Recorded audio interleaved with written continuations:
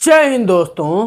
कर्नाटक विधानसभा चुनाव का आ चुका है ताजा तरीन नया और सबसे बेहतरीन ओपिनियन पोल। इस ओपिनियन पोल में आज ये बात आईने की तरह साफ हो जाएगी कि क्या कर्नाटक में कांग्रेस की सरकार बरकरार रहने वाली है या भारतीय जनता पार्टी अपने सहयोगी जेडीएस के साथ सत्ता बदलने में कामयाब हो जाएगी, और क्या होगा उन अन्य छोटी पार्टियों का या इंडिपेंडेंट कैंडिडेट का। तो देर नहीं करते हैं, सबसे पहले हम बात करते हैं कोप्पल जिले की। विधानसभा की 5 सीटें लगती हैं इस जिले में, और इन 5 सीटों में जो लड़ाई है वो काफी कांटे की नजर आ रही है। फिलहाल इस ओपिनियन पोल की माने तो कांग्रेस के खाते में 3 सीटें जाने का अनुमान जताया जा रहा है, वहीं भारतीय जनता पार्टी के खाते में 2 सीटें, जबकि अदर के खाते में 0 सीटें जाने का अनुमान जताया जा रहा है।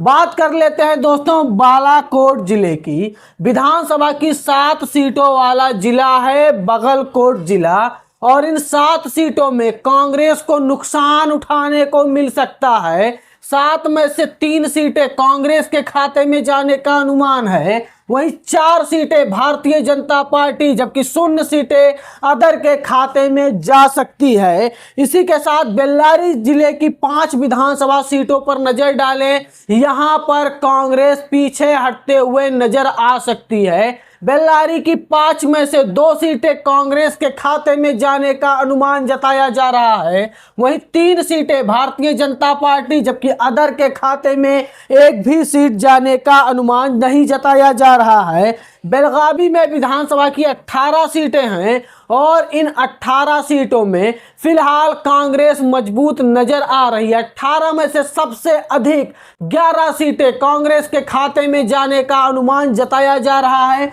वहीं 6 सीटें एनडीए के खाते में जाने का अनुमान है, जबकि 1 सीट अदर के खाते में जा सकती है। अब बात कर लेते हैं बेंगलुरु ग्रामीण की। बेंगलुरु ग्रामीण में विधानसभा की 4 सीटें लगती हैं, और इन 4 सीटों में मुकाबला काफी दिलचस्प हो सकता है, या यूं कहें मुकाबला बराबरी का नजर आ सकता है। भारतीय जनता पार्टी और उनकी सहयोगी दल जेडीएस 2 सीटें जीतने में सक्षम है, वहीं कांग्रेस भी 2 सीटें ला सकती है, जबकि अदर के खाते में 0 सीटें जाने का अनुमान जताया जा रहा है। अब बात कर लेते हैं कर्नाटक के सबसे बड़े जिले बेंगलुरु सिटी की, जहां पे विधानसभा की 28 सीटें लगती हैं, और इन 28 सीटों में कांग्रेस का जलवा बरकरार है। कांग्रेस का जादू देखने को मिलेगा बेंगलुरु सिटी में। 28 में से 16 सीटें कांग्रेस के खाते में जाने का अनुमान जताया जा रहा है,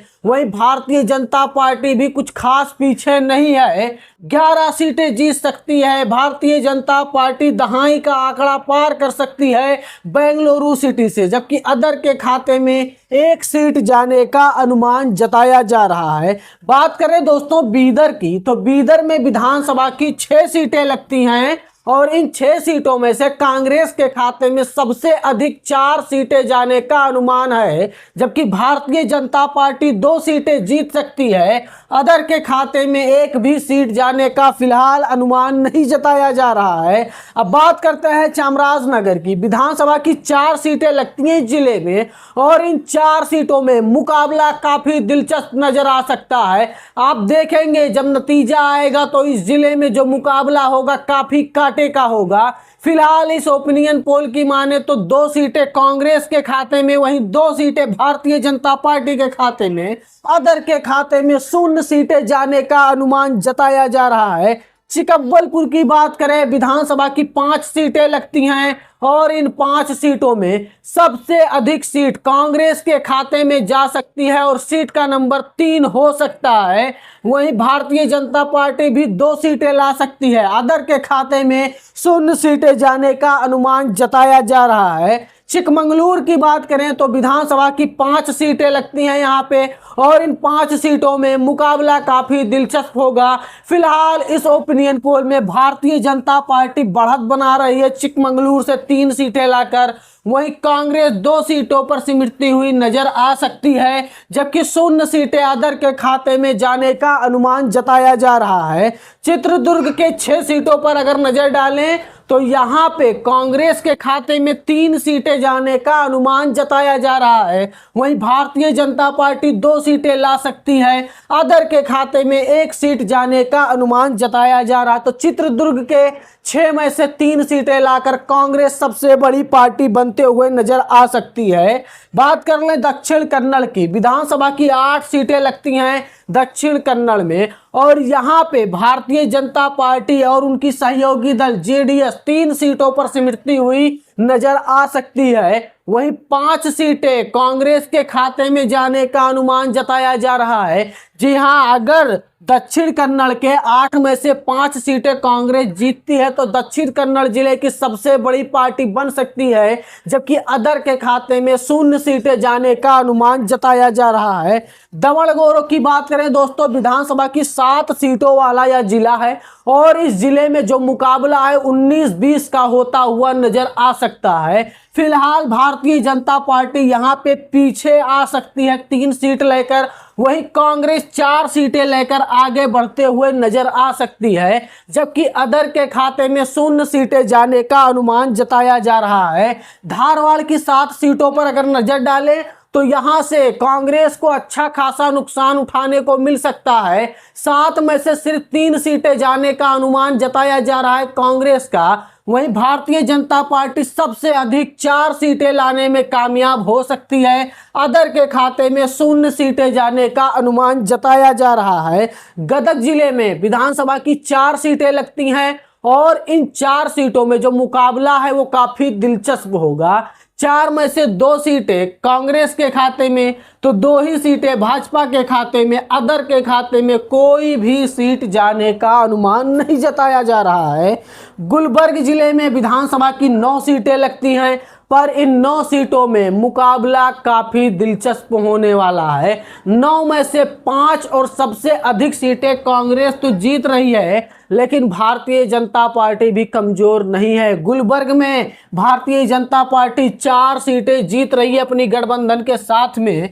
वहीं अदर के खाते में 0 सीटें जाने का अनुमान जताया जा रहा है। हावेरी जिले की 6 सीटों पर अगर नजर डालते हैं तो यहाँ पे कांग्रेस का पल्ला काफी भारी नजर आ रहा है। 6 में से 4 सीटें कांग्रेस के खाते में जाने का अनुमान जताया जा रहा है। वहीं 2 सीटें भारतीय जनता पार्टी जीत सकती है। 0 सीटें अदर के खाते में जाने का अनुमान जताया जा रहा है। मांड्या की बात करें दोस्तों, विधानसभा की 7 सीटें लगती हैं मांड्या जिले में, और इन 7 सीटों में से 4 और सबसे अधिक सीटें कांग्रेस के खाते में जा सकती है। वहीं 3 सीटें भारतीय जनता पार्टी और 0 सीटें अदर के खाते में जाने का अनुमान जताया जा रहा है।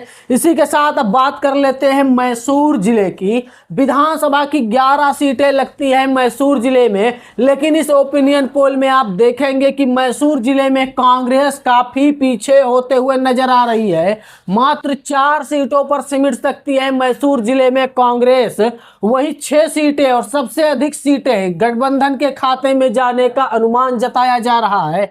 1 सीट अदर के खाते में जाने का अनुमान जताया जा रहा है। अगर आप मैसूर से हो या कर्नाटक से हो या हिंदुस्तान में कहीं से भी हो तो आप कमेंट करके जरूर बताइएगा कि क्या कर्नाटक में माहौल बदल रहा है या कांग्रेस फिर से वापसी करती हुई नजर आएगी। अब बात कर लेते हैं रायचूर जिले की। रायचूर जिले में विधानसभा की 7 सीटें लगती हैं और इन 7 के 7 सीटों पर कांग्रेस काफी मजबूत मानी जाती है। फिलहाल इस ओपिनियन पोल की माने तो 7 में से 5 सीटें कांग्रेस के खाते में जाने का अनुमान है। वहीं 2 सीटें भारतीय जनता पार्टी जीत सकती है, जबकि 0 सीटें अदर के खाते में जाने का अनुमान जताया जा रहा है। रामनगर की 4 सीटों पर अगर नजर डालें तो रामनगर में इस बार कांग्रेस काफी हावी नजर आ सकती है। 4 में से 3 सीटें कांग्रेस के खाते में जाने का अनुमान जताया जा रहा है। वहीं 1 सीट भारतीय जनता पार्टी और 0 सीट अदर के खाते में जाने का अनुमान जताया जा रहा है। सिमोग जिले में विधानसभा की 4 सीटें लगती हैं और इन 4 सीटों में कांग्रेस के खाते में 3 सीटें जाने का अनुमान जताया जा रहा है। वहीं जेडीएस और भारतीय जनता पार्टी की गठबंधन में 4 सीटें जाने का अनुमान जताया जा रहा है। 0 सीटें अदर के खाते में जा सकती है। तो सिमोग से 4 सीटें लाके भारतीय जनता पार्टी बड़ी पार्टी बन सकती है। अब बात कर लेते हैं तुमकुर जिले की। विधानसभा की 11 सीटें लगती हैं और इन 11 सीटों में 6 और सबसे अधिक सीटें कांग्रेस के खाते में जाने का अनुमान जताया जा रहा है, जबकि भारतीय जनता पार्टी 4 सीटें और अदर के खाते में 1 सीट जाने का अनुमान जताया जा रहा है। उडुपी में विधानसभा की 5 सीटें लगती हैं और इन 5 सीटों में लड़ाई काफी कांटे की होने वाली है। फिलहाल इस ओपिनियन पोल की माने तो उडुपी की 5 में से 3 सीटें कांग्रेस जीत सकती है, वहीं 2 सीटें भारतीय जनता पार्टी, 0 सीटें अदर के खाते में जाने का अनुमान जताया जा रहा है। बात करें उत्तर कन्नड़ की 6 सीटों की, तो इन 6 सीटों में 3 सीट कांग्रेस के खाते में जा सकती है, वहीं 2 सीट भारतीय जनता पार्टी और 1 सीट अदर के खाते में जाने का अनुमान जताया जा रहा है। बीजापुर के 8 सीटों पर अगर नजर डालें तो इस बार बीजापुर में कांग्रेस ही कांग्रेस नजर आ सकती है। 8 में से 5 सीटें कांग्रेस जीतती हुई नजर आ सकती है, वहीं भारतीय जनता पार्टी 3 सीटें और अदर के खाते में 0 सीटें जाने का अनुमान जताया जा रहा है। फिलहाल हम आगे बढ़ते हैं यादगीर की तरफ। विधानसभा की 4 सीटें लगती हैं और इन 4 सीटों में कांग्रेस का पल्ला भारी है। 4 में से 3 सीटें कांग्रेस के खाते में जा सकती है, जबकि मात्र 1 सीट भारतीय जनता पार्टी के खाते में जाने का अनुमान जताया जा रहा है। कोगड़ू जिले में विधानसभा की 2 सीटें लगती हैं और यहां से भारतीय जनता पार्टी को नुकसान उठाने को मिल सकता है 0 के रूप में, वहीं अदर के खाते में भी 0 सीटें जाएंगी। इस जिले की 2 के दोनों सीटें कांग्रेस के खाते में जाने का अनुमान जताया जा रहा। कांग्रेस इस जिले को क्लीन स्वीप करते हुए नजर आ सकती है। बात कर लेते हैं हसन जिले की। विधानसभा की 7 सीटों जो वाला जिला है और इन 7 सीटों में से 4 सीट कांग्रेस के खाते में जा सकती है, वहीं 3 सीट भारतीय जनता पार्टी और बाकी किसी के खाते में कोई भी सीट जाने का अनुमान नहीं जताया जा रहा है। कोलार की बात करें, विधानसभा की 6 सीटें लगती हैं कोलार जिले में और इस बार कोलार जिले में कांग्रेस का दबदबा देखने को मिलने वाला है। 6 में से 4 सीटें कांग्रेस के खाते में जा सकती है, वहीं 2 सीटें भारतीय जनता पार्टी जीतती हुई नजर आ सकती है। 0 सीटों पर नजर आ सकते हैं अदर। इसी के साथ बात कर ले दोस्तों विजयनगर की। विधानसभा की 5 सीटें लगती हैं विजयनगर में और 5 में से 3 और सबसे अधिक सीटें कांग्रेस के खाते में जा सकती है, जबकि भारतीय जनता पार्टी 3 सीटों पर सिमट सकती है। अदर के खाते में 0 सीटें जाने का अनुमान जताया जा रहा है। तो अब तक कुल आपने 224 सीटों का ताज़ा तरीन नया और सबसे बेहतरीन ओपिनियन पोल देखा।